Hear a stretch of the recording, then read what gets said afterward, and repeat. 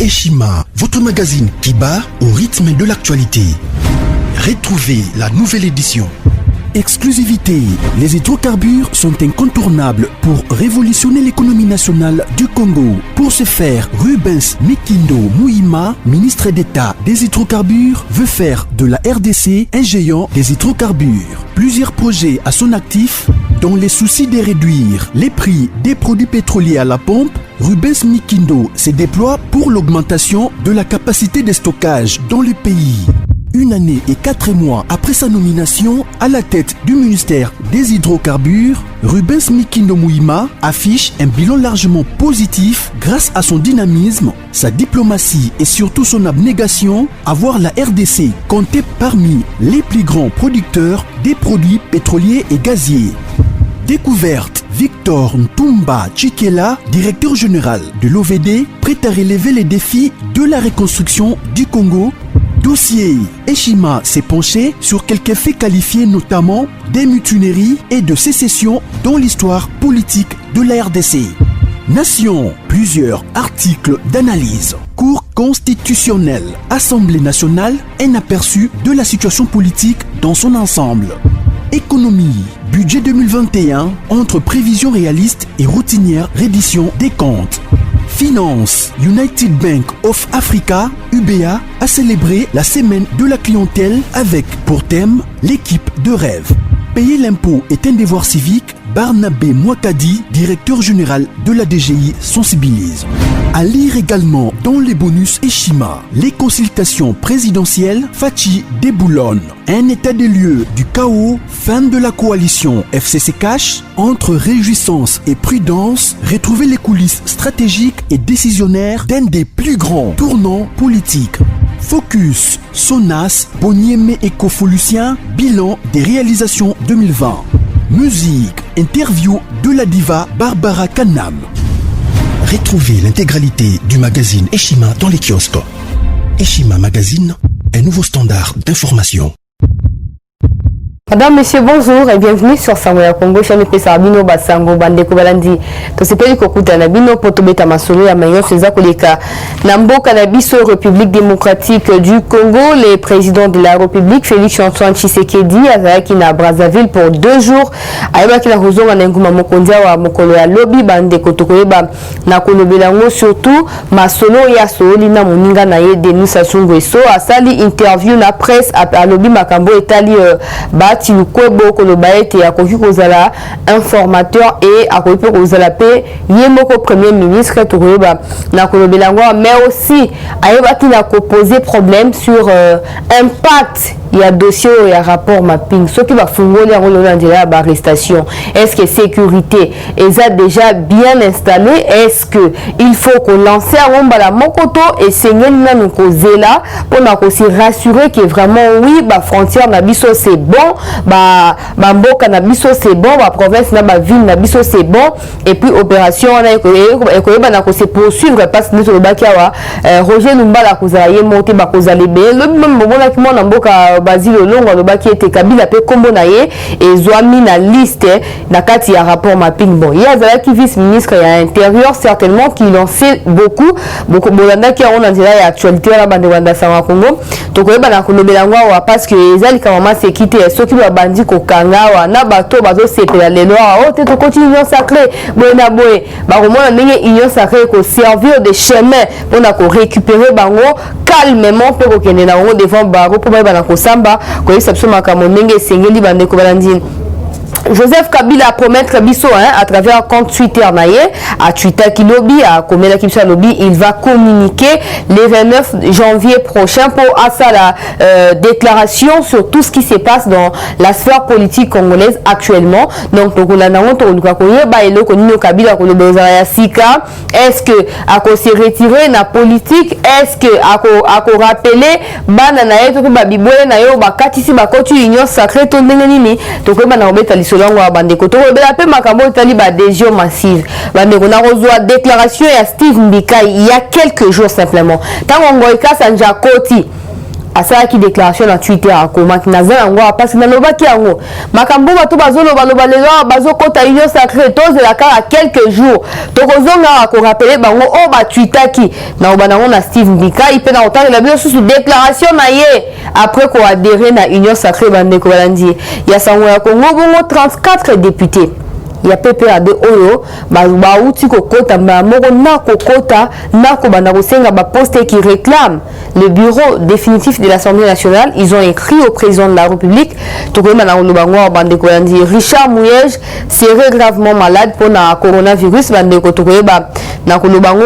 et puis, militaire rwandais, qui na Centrafrique, pour envahir le Congo. Gloire à Dieu, la coopération congolaise avec les gouvernements français, notamment l'armée française, a permis à éliminer plus de 500 de ces militaires-là et certains d'entre eux sont également blessés. Et actuellement, la situation est maîtrisée.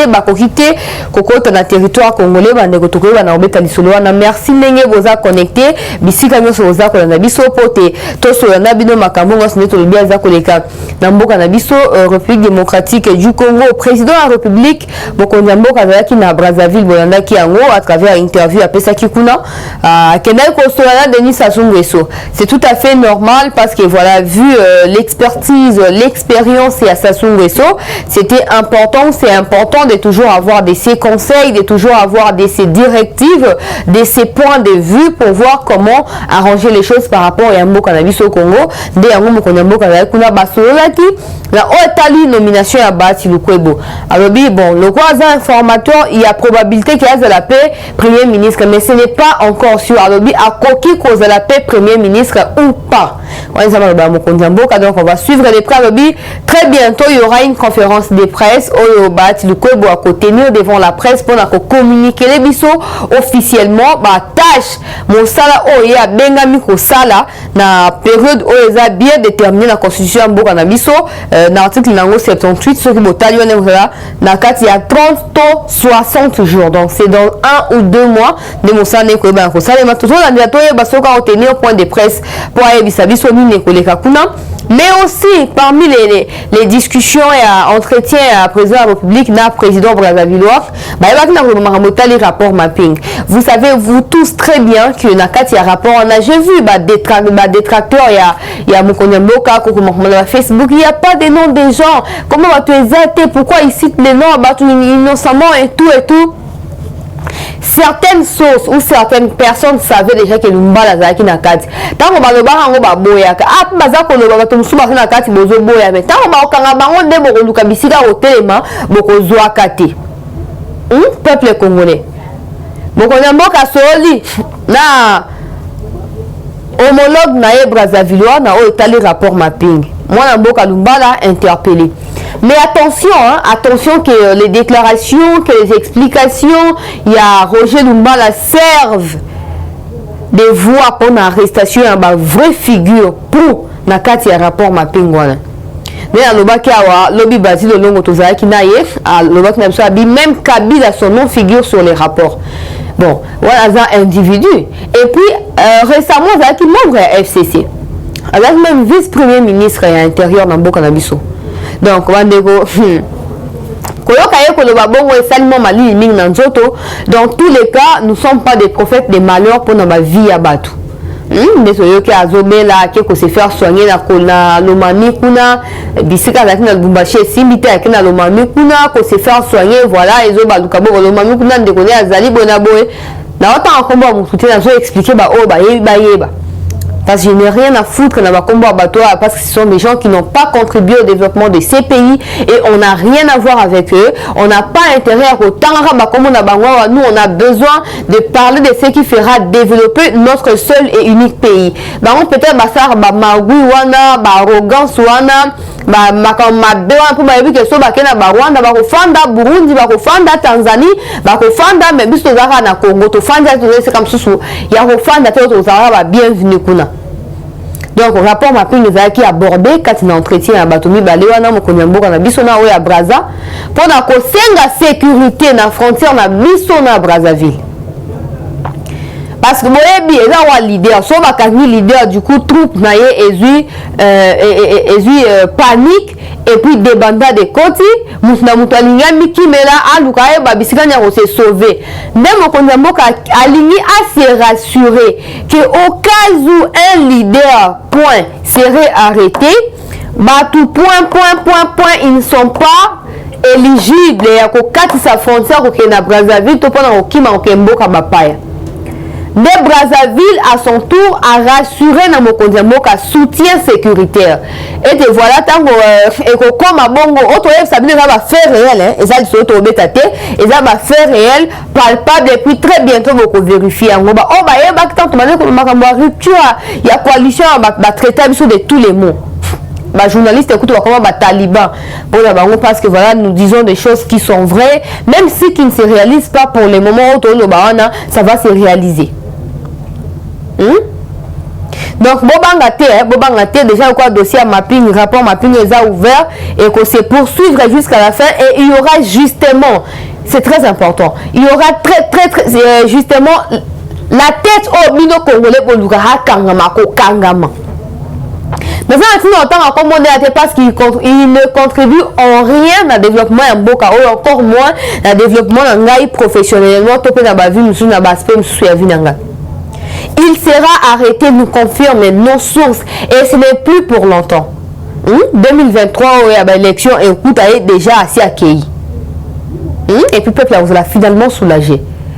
Dans Brazzaville a rassuré sécurité wana ezaka na Brazzaville te mais na Kinshasa parce qu'il y aura un déploiement ya dispositif sécuritaire pour na koya awa ko renforcer FARDC na mboka na biso awa bambila baza renforcer pona parce que mimi boyebi ba détracteur on a bazanga raté le monde même l'Assemblée nationale est commis pratiquement chaque plénière il faut bitumbe bima comme on ba lapinda ke bakozana et kino na suka bakoza toujours on a pona ko résister face à pression la population to pression il y a changement eza ko comment ne pas ko empêcher bango bakima bakatisa et vous savez que sécurité sera vraiment renforcée pour que mutu na mutu so bakangi leader na bino le bakanga pe o alandi o no so ki mokangi Albert Yuma na ko pelisa moto na mboka oyo na ko tuma mboka oyo bato wana tout il faut pas que les bosso à justice va répondre na ba déclaration na ça ba infraction minene ya ko prémédité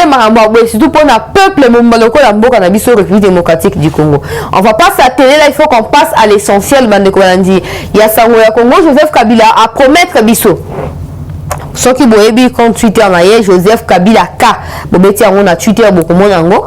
A komaki yango mokolo ya lobi pona koyesa biso te au regard de tout ce qui se passe dans la scène politique congolaise, il va devoir s'exprimer le 29 janvier prochain donc pour donner son avis sur tout ce qui se passe dans la politique actuellement là.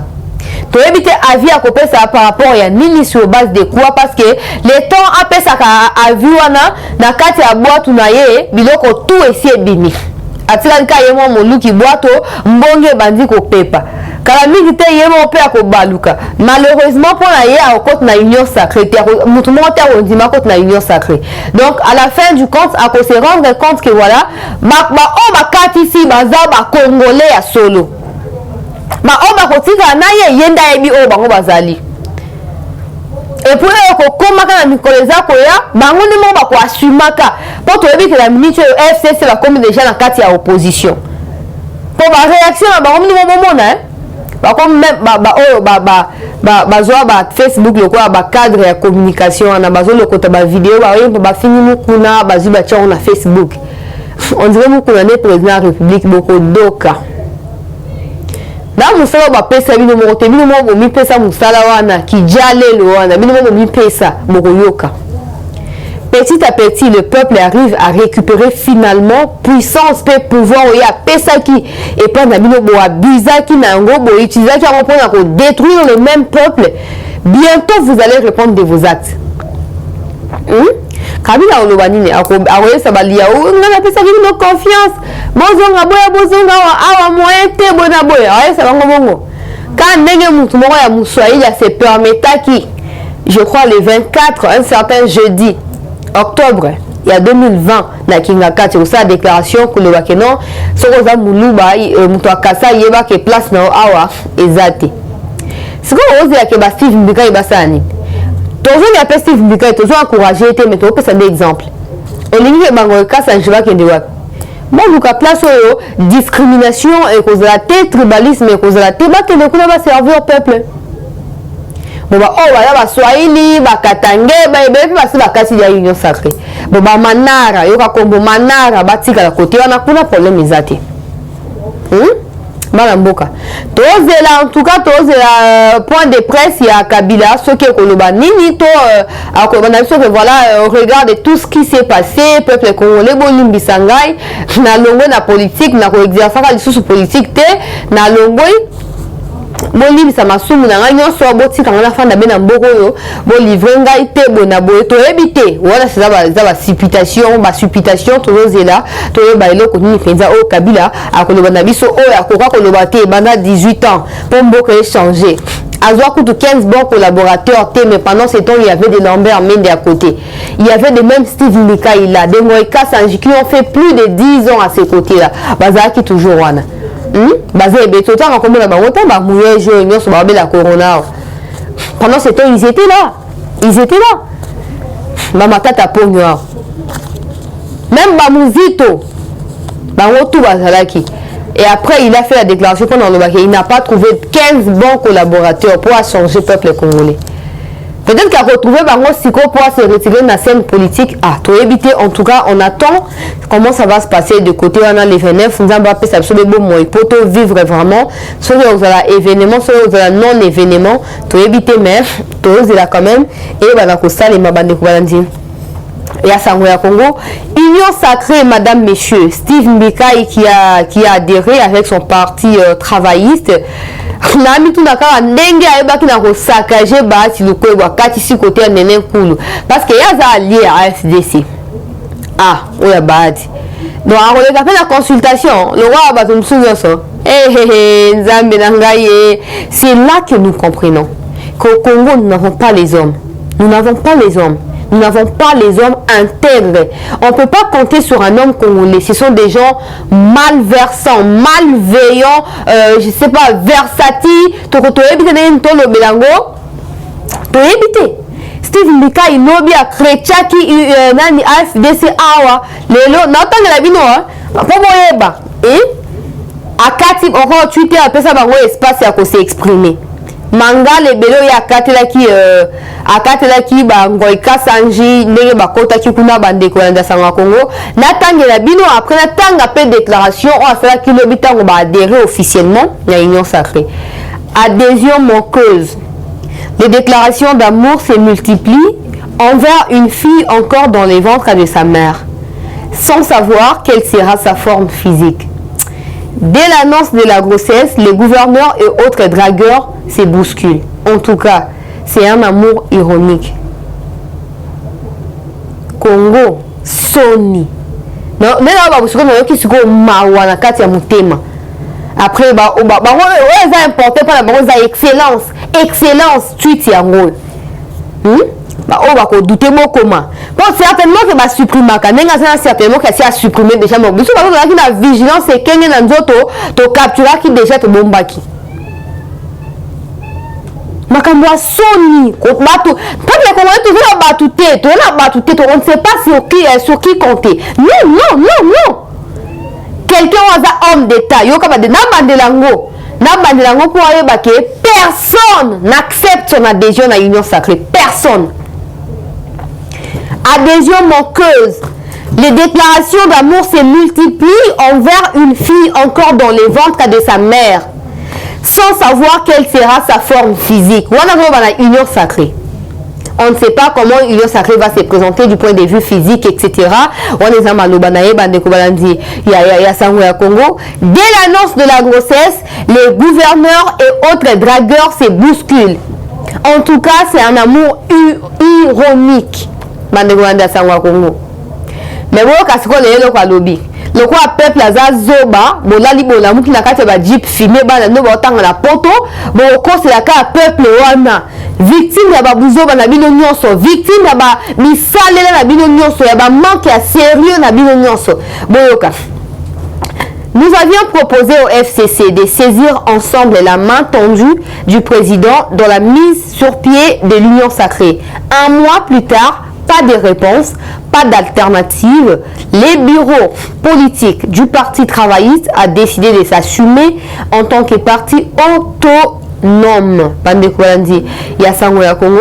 Vous allez également vous souvenir que Steve Mbika a quitté déjà opposition pour qu'il rejoindre FCC à côté pour nous poster. J'espère bien que le président de la République a amoni niveau de versatilité à Batou Aboye. Après ça, on poste mon côté. Si on va se gêner, on va se gêner. Si on va se gêner, FCCT. Il y a un chômage de la mission. Total na bilongi, to sekana. Non, mais peuple congolais, ça énerve, ça énerve. Mais la seule autre fois, non, ma publication est en cassage. Et puis, il revient, oh non, ma base. Des hommes intègres dans ces pays. Je ne sais pas si on peut en trouver même un seul homme. Je ne crois pas du tout. Je ne crois pas. Batouba Sasumaki, au moins nous trouvons Liaou, hein? Jean-Pierre Liaou, député national. À côté de Bimi, détracteur, na eba bandi, Ferdinand Kambera, le côté Likolo.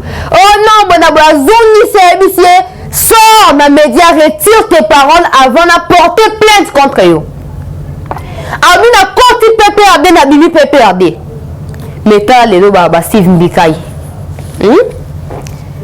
Bato penza caméléon tout c'est photo bengande bangoana mais bato aboy maintenant le mal c'est qu'il a construire une boka tana mukolote bolo tabnoté il est dans la recherche il y a positionnement il y a dans un ministère azaki na essu non na tango il y a badibanga chiba tango ye akutie na essu après na ministre azaki na kati action humanitaire positionnement politique.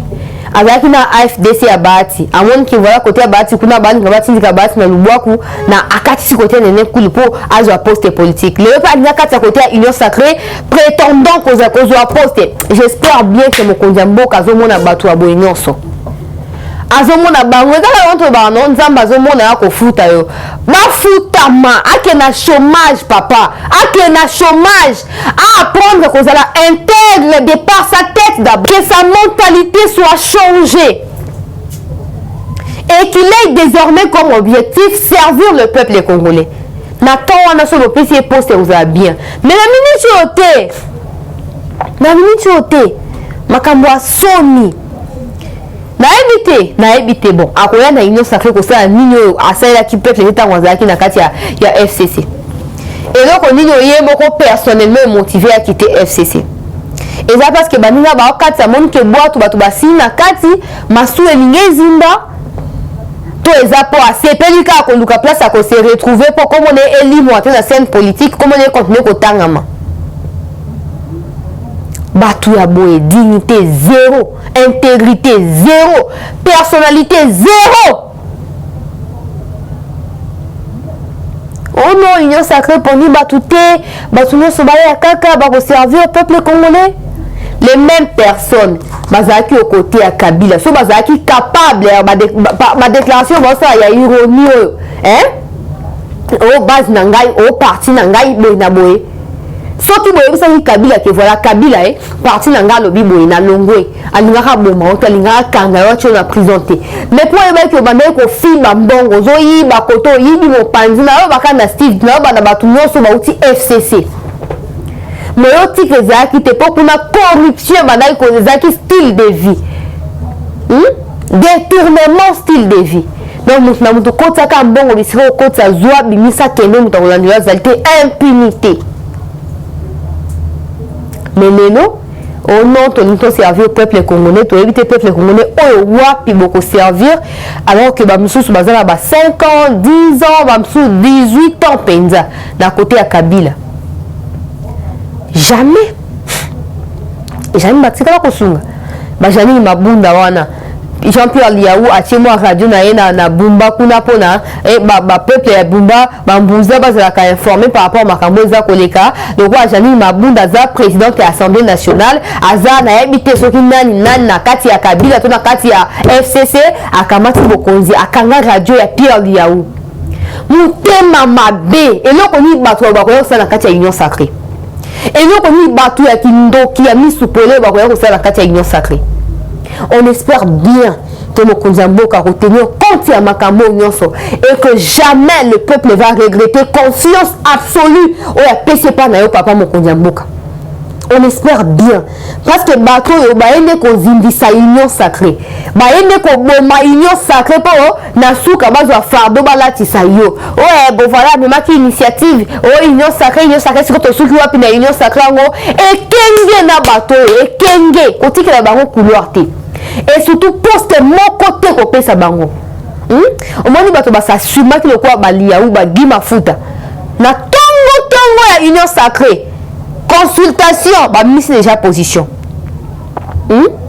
liawa lobi makambo a pensée unique wana to boyi yango nga naza contre yango et puis na lingina bima librement pour na servir désormais peuple congolais wana tongo wana ngo ekasa za oshishoto na lito ya Kabila omoni liawa ba to pesa ki confiance wana style mbikai omoni dit mafuta bah tu peux avoir confiance mais aujourd'hui ils se permettent audacieusement de venir faire des déclarations le quoi peuple yango anime baraka kana kati ya naïveté kozanga le wa sala boina bo distraction totale ozuka comment peuple brandir liboso ozuba intention na yo malsaine au tiango na sima pour ministère biso quand non peuple congolais on espère personne ne veut voir Union Sacrée échouer. Nous savons que dedans il y a des traîtres, il y a des gens qui n'ont pas quitté le FCC mais qui sont envoyés au sein de l'Union Sacrée pour voir comment ça va marcher, pour soutirer les informations fondamentales sur lesquelles l'Union Sacrée sera basée, à les transmettre na bango ba la pandai na kingakati pour faire échouer l'Union Sacrée. Mais nous savons que Dieu au-dessus de tout, celui qui sait que en étant sage, malin et rusé dans le biango, vous serez contré. Et puis vous serez surpris, malheureusement surpris. Pour le moment, on va boire cabino. Tout le monde pensée unique, t'es prêt à ramasser bino et puis à exposer bino aux yeux du monde. Comme ça, tout le peuple là-haut désormais a accès à l'information, saura qui vous êtes réellement, vous qui êtes venu du FCC. Sony. En tout cas, tu as évité le asike zakuna te ba ça le moko te ba yepe ko luka ba poche na bango ba yeko servir peuple congolais te na mukuse faut ko tia ba mu panzi ko tia ba na position ba pole te ko tia ba ko sika ba zo poste pétel là assez c'est assez on en a marre c'est fini. C'est fini de tourner en rond autour des mêmes noms dans la politique alors qu'il y a des gens qui sont plus intelligents que Batomsou Bazaki Kuna, qui sont capables de faire mieux que Batomsou qu'on s'auto-déclarer expert en bêtises, je ne sais pas moi quoi. Il est temps que les choses changent. Il est temps que les choses changent. Tout le monde doit continuer à achever quand dans cadre où il y a union sacrée, mais vous allez comprendre même à foutre ici et mati. Sauf que j'espère bien qu'il comprend parce que là ce n'est pas mon avis à moi, c'est la réaction de la population que je transmets parce que je suis un canal entre les dirigeants et le haut baza gouverner. Bahambwa Sony. Tout le monde va député ba koti bon mon akaki ba to ba mité ma bena ucho le ba ko na yebaki ba yeko luka ba poster 34 députés PPRD ba notifié mon Konyamboka ba senga bureau et assemblée nationale. Nzambe na ngai. Assemblée nationale wana pendant 18 ans ezalika na maboko na bino ba minakuwe ba boshabe kamere auti kolongwa oya mama ya mwasi oyo nani oyo nani oya mbuza bango tout wana na kati ya FCC. Qu'est-ce que vous avez pu faire pour le peuple, surtout ya mabunda basali nini loi nini basi ba voter pour na nzala pour na lipa ekita Mabuna Mokomsu, elle s'est permise de prendre un pain de 200 francs à Victoire en la journée. Elle monte avec sur les podiums, genre sur l'Assemblée nationale pour la Kolobaki. Voilà, Nanima Pezo Matata, Lipa descendé commis. Donc, président de la République d'Aroye, ça il pas qui voilà, il pas quitter ma panao. Pendant ce temps, vous qui êtes élu dans le peuple congolais, c'est 34 députés ici, PPRD. Assemblée nationale, c'est un peu ça. Bon, toi estimé que vous avez PPRC. Pour nous, ça qui a été en Mabunda. Pour nous, ça qui a été. Et nous, on a 34 députés. Bon, ça, Assemblée nationale. Et là, on y a si quand on veut expliquer on a presque comme ça, tout comprendre tout et là, quand vous voyez que ça, nan de la ma bunda te, vous savez nan de la mina coûté au ça, na bureau ko ya sika. Donc on voit moment que mon Kondiamboka a récupéré ma camion sur ma boko et que azana schéma na bino te bino boyo ba aya lobi be ya lobi c. Bon si vous comprendre, bon c'est précipité boya na kati ya union ça répond à koluka Assemblée nationale boko zoate. Muto akotiamba wana auta na PPRD, UDPS, UNC, MLC, ensemble, etc. Akoza mutu ya confiance ya Mokonzi Mboka. Et non pas mutu akoza l'information à qui ko transmettre les messages kuna na kingakati te. Makambo a soni hein. Union sacrée on a no kutu et ça non définité sur le plan fonctionnement. Ba nous dia ko notifier Mokonzi Mboka. Papa tiroir et tondi ba papier obimisi ba tumbi comme ça ba dossier na bango ba requête na bango sans suite ko ba futa na misana na bango moyeka siko ba ni mamo ko senga ba poste bo bunga te fona que négocier ba ndeko balandi ya sangwa Kongo na lobaki ya Richard Mouyej azobela corona jusque là il est encore à Kinshasa ba précaution exacte aux hommes pour faire soigner à l'extérieur. Bon voilà, on espère que va soigner à cause parce que c'est l'une des figures il y a système Kabili et certainement par rapport il y a la révélation il y a mon ami Fifi Masuka Richard Mouyej a des comptes à rendre à la justice.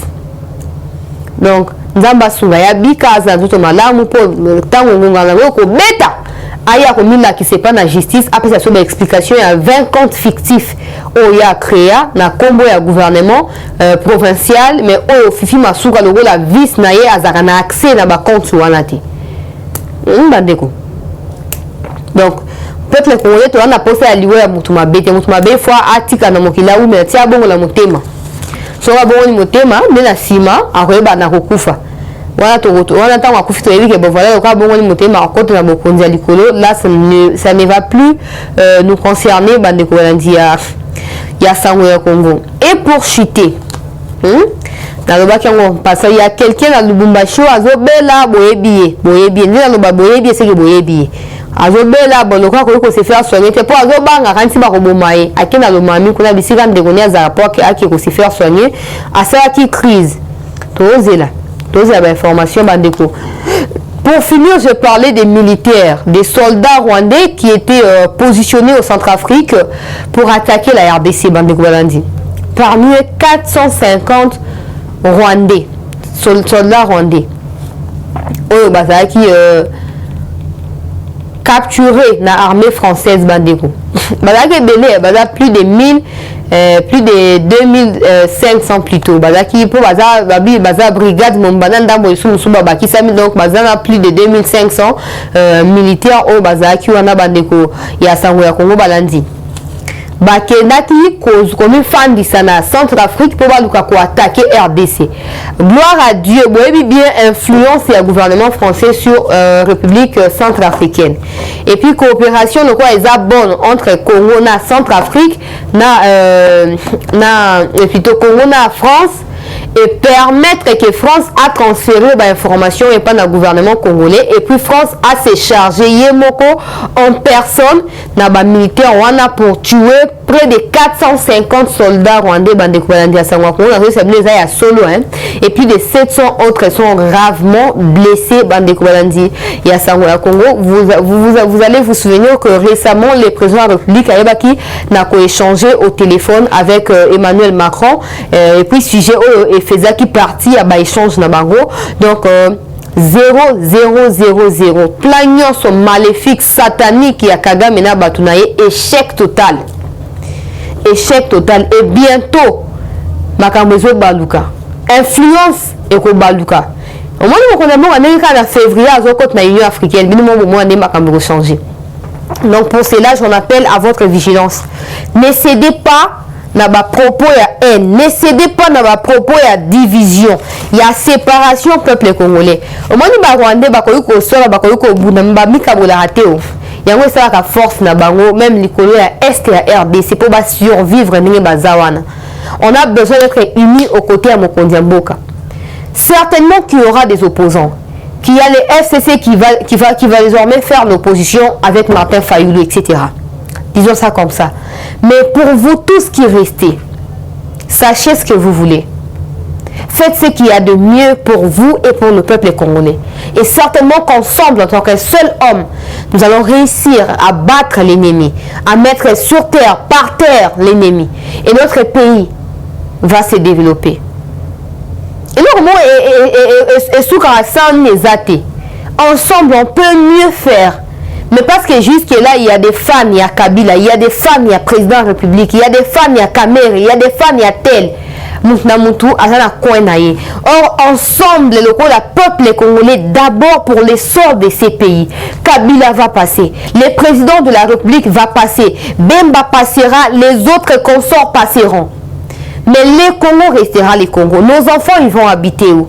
Nos arrière-fils habiteront où? Si aujourd'hui, nous ne sommes pas capables de combattre l'ennemi et de tuer cet ennemi-là pour préserver notre unité nationale, pour préserver notre sol, Bandeko Banda Sangwa Congo. Nabengaka toujours tosangana taba miyibio ba uti FCC ba ngona ba nyima kota union sacrée pour ba ya koboma union sacrée ba comme ça on la coalition bisika kani mutu mtausa o alingi mutu mtausa loyal na autorité morale autorité morale azate autorité morale zaka peuple congolais mutu mususu azate toko bwaka bino mabwa kusoke koki toko bwaka bino toko kunda bino soke sengeli po moyeba.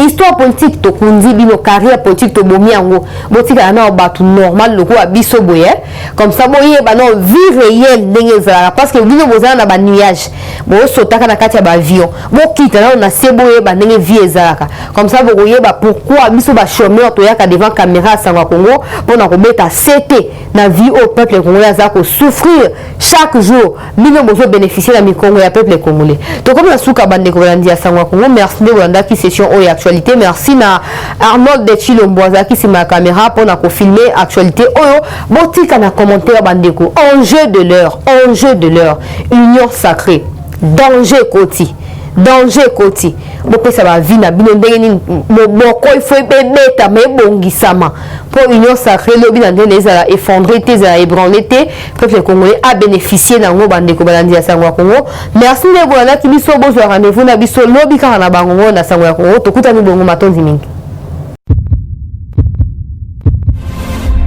Eshima, votre magazine qui bat au rythme de l'actualité. Retrouvez la nouvelle édition. Exclusivité, les hydrocarbures sont incontournables pour révolutionner l'économie nationale du Congo. Pour ce faire, Rubens Mikindo Mouima, ministre d'État des hydrocarbures, veut faire de la RDC un géant des hydrocarbures. Plusieurs projets à son actif, dans les soucis de réduire les prix des produits pétroliers à la pompe, Rubens Mikindo se déploie pour l'augmentation de la capacité de stockage dans le pays.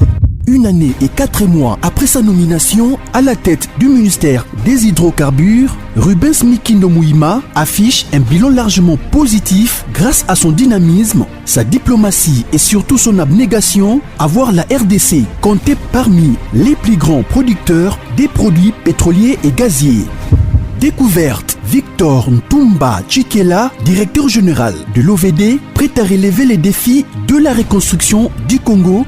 Dossier, Eshima s'est penché sur quelques faits qualifiés notamment des mutineries et de sécession dans l'histoire politique de la RDC. Nation, plusieurs articles d'analyse. Cour constitutionnelle, Assemblée nationale, un aperçu de la situation politique dans son ensemble. Économie, budget 2021, entre prévisions réalistes et routinières reddition des comptes. Finance, United Bank of Africa, UBA, a célébré la semaine de la clientèle avec pour thème l'équipe de rêve. Payer l'impôt est un devoir civique Barnabé Mouakadi, directeur général de la DGI, sensibilise. À lire également dans les bonus Eshima, les consultations présidentielles, Fachi déboulonne. Un état des lieux du chaos, fin de la coalition FCC Cash, entre réjouissance et prudence, retrouver les coulisses stratégiques et décisionnaires d'un des plus grands tournants politiques. Focus, Sonas, Boniemé et Kofolusien, bilan des réalisations 2020. Musique, interview de la diva Barbara Kanam. Retrouvez l'intégralité du magazine Eshima dans les kiosques. Eshima Magazine, un nouveau standard d'information.